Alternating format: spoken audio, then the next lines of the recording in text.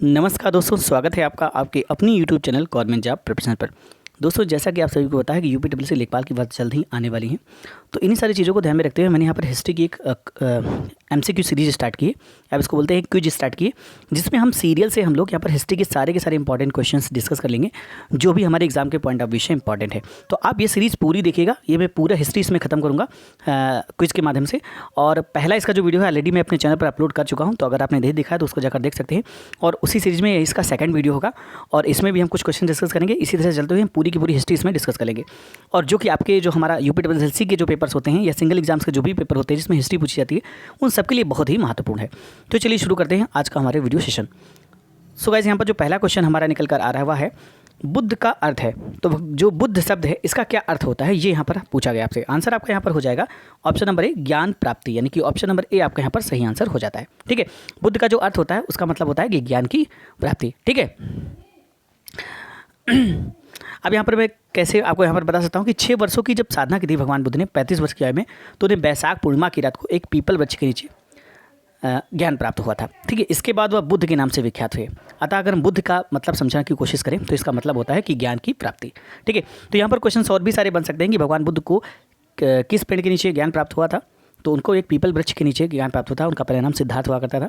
ठीक है, जो कि 35 वर्षों के आयु में उन्हें वैशाख पूर्णिमा की रात को एक पीपल वृक्ष के नीचे उन्हें ज्ञान प्राप्त हुआ था। अगला क्वेश्चन हम देखते हैं। नेक्स्ट हमारा क्वेश्चन है, धातु से बने सिक्के सबसे पहले प्रकट हुए थे। तो दोस्तों, जो धातु से बने सिक्के हैं पूछा गया इसमें, वो सबसे पहले कहाँ प्रकट हुए थे? धातु से बने सिक्के सबसे पहले कहाँ चलाए गए थे? तो आंसर आपका यहाँ पर हो जाएगा बुद्ध के काल में, यानी कि ऑप्शन नंबर आपका सी यहाँ पर सही आंसर हो जाता है। ठीक है, अगर हम यहाँ पर बात करते हैं धातु के सिक्कों की, जो धातु के सिक्के हैं ये 5वीं तथा 6ठी शताब्दी ईसा पूर्व के हैं। ठीक है, पंचमार्क अथवा आहत सिक्के कहा जाता है। ये अधिकांशतः चांदी के होते थे, परंतु कुछ तांबे के आहत सिक्के भी प्राप्त हुए हैं। इन्हें आहत इसलिए कहा जाता है क्योंकि इन पर अलग से ठप्पा मारकर विभिन्न प्रतीक अंकित किए गए हैं। ऐसे सिक्के समूचे देश में तक्षशिला से मगध तक और मगध से मैसूर तक मिले हैं। ठीक है, नेक्स्ट हमारा क्वेश्चन है, प्रारंभिक बौद्ध धर्म ग्रंथों की रचना किसमें की गई थी? तो दोस्तों, जो प्रारंभिक बौद्ध धर्म ग्रंथ हैं उनकी जो रचना है ये उस समय की जो जनसाधारण भाषा थी, पाली भाषा, उसमें की गई थी, यानी कि ऑप्शन नंबर बी आपका सही आंसर हो जाता है। ठीक है, जो ये पाली भाषा है ये उस समय आम जनों की भाषा हुआ करती थी। ठीक है, तो जो बौद्ध ग्रंथ की अगर हम बात करते हैं तो ये संस्कृत, अगर हम यहाँ पर बौद्ध धर्म ग्रंथ की बात करते हैं ये संस्कृत में भी लिखे गए हैं। ठीक है, तो पाली भाषा में तो लिखे गए थे, लेकिन अगर कुछ और बौद्ध धर्म की बात करते हैं तो कुछ यहाँ पर संस्कृत में भी आपको लिखे मिल जाएंगे। अगला क्वेश्चन देखते हैं। नेक्स्ट हमारा क्वेश्चन है, निम्नलिखित में से कौन सा एक भारत में उत्पन्न सबसे बाद वाला बौद्ध धर्म का ग्रंथ है? तो यहाँ पर आपको बताना है कि इसमें कौन सा भारत में उत्पन्न सबसे बाद वाला बौद्ध ग्रंथ है, ये आपसे पूछा गया है। तो इसमें जो ऑप्शंस दिए गए हैं इसमें आपका सही आंसर हो जाएगा वामसात पाकसिनी, यानी कि ऑप्शन नंबर डी आपका सही आंसर हो जाता है। ये जो वामसात पाकसिनी है ये बौद्ध धर्म द्वारा भारत में सबसे बाद वाला ग्रंथ है और इसकी जो रचना की अगर हम बात करते हैं तो ये 10वीं शताब्दी के आसपास हुई थी। ठीक है, नेक्स्ट क्वेश्चन है, बौद्ध धर्म में बुल का संबंध बुद्ध के जीवन की किस घटना के साथ है?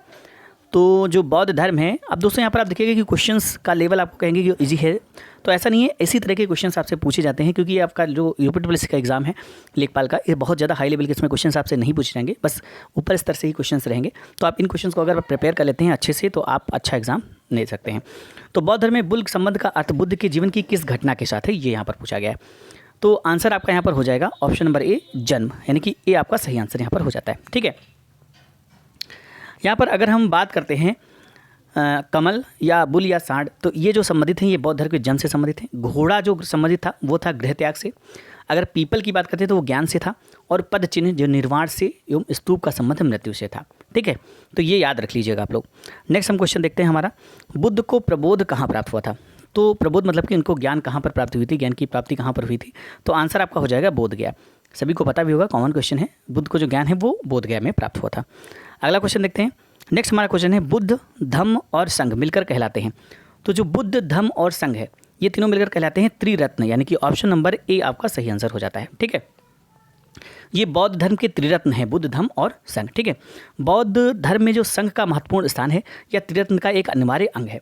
सारनाथ में अपना प्रथम उपदेश देने के बाद बुद्ध ने 5 ब्राह्मण शिष्यों के साथ संघ की स्थापना की थी। यही त्रिरत्न बौद्ध शिष्यों का प्रमुख श्लोक हो गया था।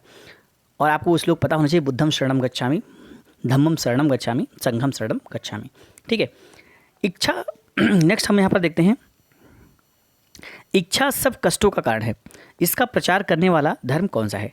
तो इच्छा सब कष्टों का कारण है, इसका जो प्रचार करने वाला धर्म है वो है ऑप्शन नंबर ए, यानी कि बौद्ध धर्म। ऑप्शन नंबर ए आपका सही आंसर हो जाता है। बौद्ध धर्म ने यही बताया है कि जो इच्छा होती है, सभी जो कष्ट होते हैं उन सभी का कारण सिर्फ और सिर्फ क्या है? इच्छा है। ठीक है, तो इच्छा अर्थात तृष्णा इन्होंने बताया था और इसी को सभी कष्टों का कारण बताया गया है। ठीक है, इसका जो प्रचार करने वाला है वो है बौद्ध धर्म। ठीक है, और अगर हम बौद्ध धर्म के 4 आर्य सत्य भी हैं उनकी बात करें, ये भी एग्जाम में पूछ लिए जाते हैं। तो जो 4 आर्य सत्य हैं वो हैं दुख, दुख समुदाय, दुख निरोध तथा दुख निरोध गामिनी। ये 4 हमारे आर्य सत्य हैं बौद्ध धर्म के। ठीक है, अगला क्वेश्चन देखते हैं। नेक्स्ट हमारा क्वेश्चन है, बौद्धों के पवित्र अवशेषों पर निर्मित गुंबदाकार छत वाली अर्ध गोलाकार संरचना को क्या कहते हैं? तो इस संरचना को बोलते हैं स्तूप, यानी कि ऑप्शन नंबर आपका ए यहाँ पर सही आंसर हो जाता है। ठीक है, अगले क्वेश्चन की तरफ बढ़ते हैं। नेक्स्ट हमारा क्वेश्चन है, निम्नलिखित में से कौन सा शासक बुद्ध का समकालीन था? तो यहाँ पर बताया गया कि जो भगवान बुद्ध के समकालीन शासक के बारे में आपसे पूछा गया कि कौन सा शासक था जो भगवान बुद्ध के समकालीन था। तो आंसर यहाँ पर आपका क्या हो जाएगा? बुद्ध के जो समकालीन शासकों की अगर हम यहाँ बात करते हैं तो मगधराज बिंबिसार और अजातशत्रु, कौशल नरेश प्रसेनजीत तथा वत्सराज उदयन थे। महापद्मनाभ बुद्ध का समकालीन शासक नहीं था।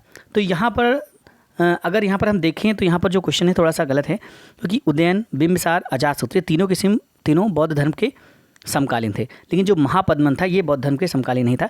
तो इसलिए यहाँ पर क्वेश्चन आपका होना चाहिए था कि समकालीन कौन समकालीन नहीं था। तो ये आपका क्वेश्चन यहाँ पर होना चाहिए था। ठीक है, तो आंसर आपका डी यहाँ पर हो जाना चाहिए।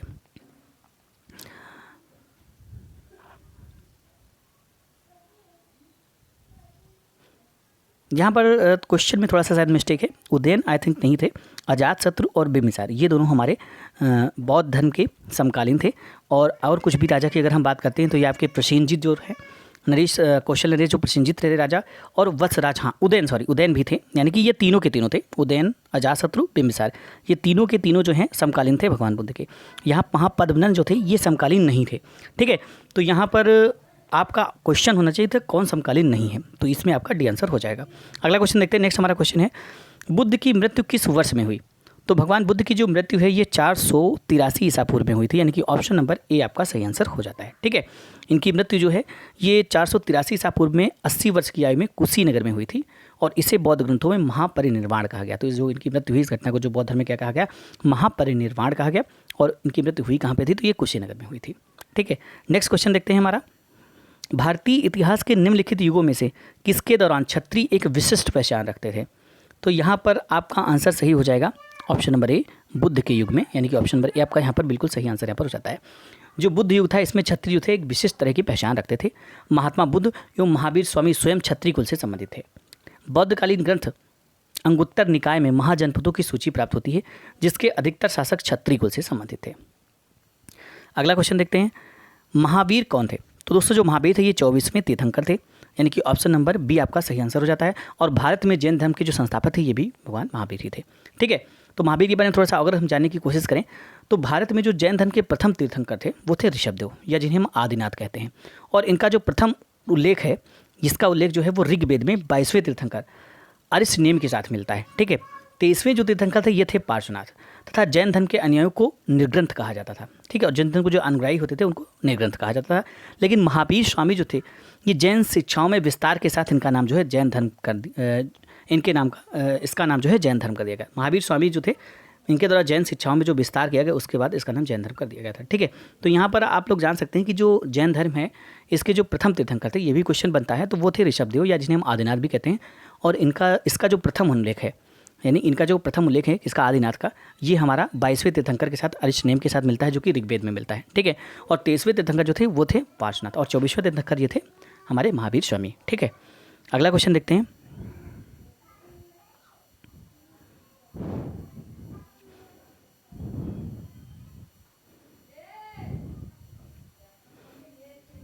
नेक्स्ट क्वेश्चन हमारा आता है, वर्धमान महावीर ने परिनिर्वाण कहाँ प्राप्त किया था?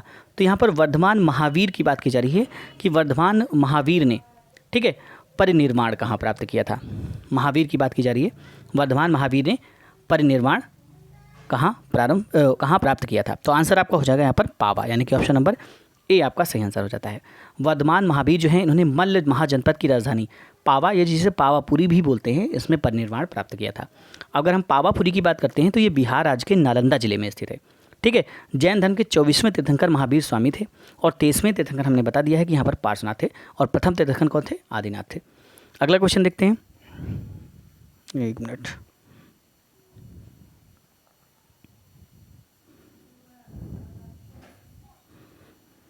नेक्स्ट क्वेश्चन हमारा है, जैन साहित्य को क्या कहते हैं? तो जैन साहित्य को हम बोलते हैं अंग, यानी कि ऑप्शन नंबर डी आपका सही आंसर हो जाता है। ठीक है। जैन साहित्य को क्या बोला जाता है? आगम, यानी कि आगम सिद्धांत कहा जाता है। इसके अंतर्गत 12 अंग, 12 उपांग, 10 प्रकीर्ण, 6 छेद सूत्र, 4 मूल सूत्र एवं अनुयोग सूत्र आते हैं। बौद्ध साहित्य को त्रिपिटक कहा जाता है। तो अच्छा, जैन साहित्य को क्या कहा जाता है? तो जैन साहित्य को पूछा गया तो ये अंग कहा जाता है, इससे संबंधित है अंग। और बौद्ध साहित्य की अगर बात करें वो किससे संबंधित है? तो ये आपका त्रिपिटक से संबंधित है। ठीक है। अगला क्वेश्चन देखते हैं। नेक्स्ट हमारा जो क्वेश्चन है, दक्षिण भारत में प्रसिद्ध जैन केंद्र स्थित है। तो दक्षिण भारत में कौन सा प्रसिद्ध जैन केंद्र स्थित है? वो है श्रवणबेलगोला, यानी कि ऑप्शन नंबर डी आपका सही आंसर हो जाता है। दक्षिण भारत में अगर हम प्रसिद्ध जैन केंद्र की बात करते हैं तो ये कर्नाटक में मैसूर में स्थित श्रवणबेलगोला है। ठीक है। यहाँ गोमतेश्वर की मूर्ति चामुंड राय ने बनवाई है।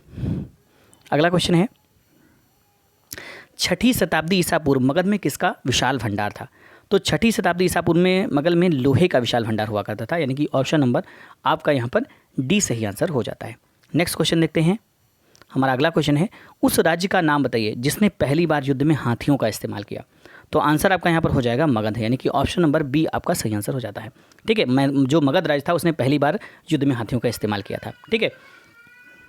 मगध राज्य था, इसमें पाए जाने वाले जंगलों में हाथी जो है पर्याप्त मात्रा में हुआ करते थे, इसलिए पहली बार मगध की सेना में जो हाथियों का इस्तेमाल किया गया था।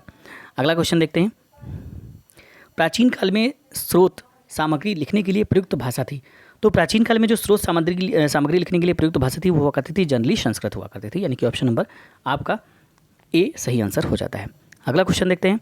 नेक्स्ट हमारा क्वेश्चन है, हेरोडोटस को माना जाता है। तो हेरोडोटस जो था इसको इतिहास का जनक माना जाता है, यानी कि ऑप्शन नंबर आपका ए सही आंसर हो जाता है।